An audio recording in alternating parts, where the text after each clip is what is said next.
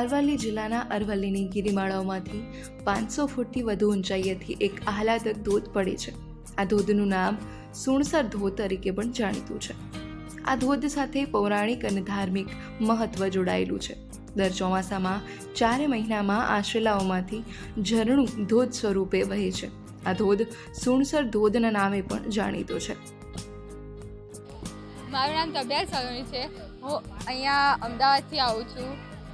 દર વર્ષે અહીંયા સુણસર ધોધ અહીંયા ખૂબ રળિયામણો જોવા મળે છે. તો અહીંયા હર વીકેન્ડમાં હું અહીંયા આવું છું. તો તમારે પણ અહીંયા આવવું જોઈએ.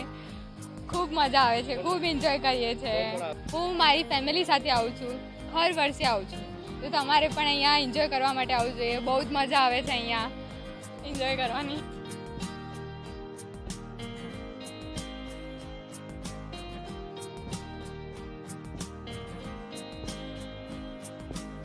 દર ચોમાસામાં અહીંયા ધોધનો નજારો જોવા માટે પ્રવાસીઓની ભીડ દૂર દૂરથી જામતી હોય છે.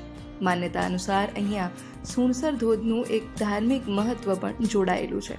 અહીંયા આગળ ભૂદેવો જનોઈ બદલતા હોય છે અને શુભ પ્રસંગમાં અહીંયા પૂજા પણ થતી હોય છે. તેથી જ આ સ્થળનું ધાર્મિક મહત્વ પણ એટલું જ જોડાયેલું છે.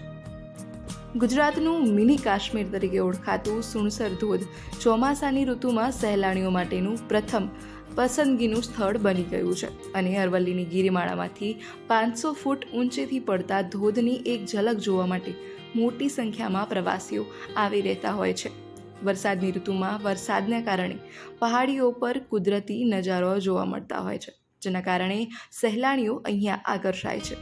અરવલ્લી જિલ્લાના ભિલોડા તાલુકાના સુણસર ગામે અરવલ્લીની ગિરિમાળાઓમાંથી 500 ફૂટથી વધુ ઊંચાઈએથી એક આહલાદક ધોધ પડતો હોય છે અને આ ગામમાં આવેલો હોવાથી આ ધોધને સુણસર ધોધ તરીકે પણ ઓળખવામાં આવે છે. દર ચોમાસાના 4 મહિનાઓમાં શિલાઓમાંથી ઝરણું ધોધ સ્વરૂપે વહે છે. તેની શરૂઆત શ્રાવણ માસથી થાય છે અને આ સ્થાન પૌરાણિક અને ધાર્મિક રીતે ખૂબ જ પ્રસિદ્ધ છે.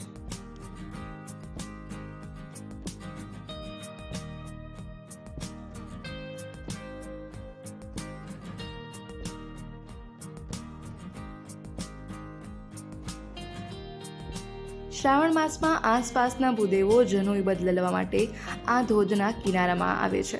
આ ધોધમાં ભૂદેવો સ્નાન કરીને વૈદિક મંત્રોચ્ચાર સહિત યજ્ઞોપવિત ધારણ કરે છે. આ આદિવાસી વિસ્તાર છે, એટલે કે આદિવાસી સમાજના કોઈ પણ શુભ પ્રસંગ હોય ત્યારે તેઓ અહીં ધોધ પાસે ધરતી માતાના આશીર્વાદ લેવા માટે આવતા હોય છે. તેથી જ અહીં ધાર્મિક મહત્વ પણ જોડાયેલું છે.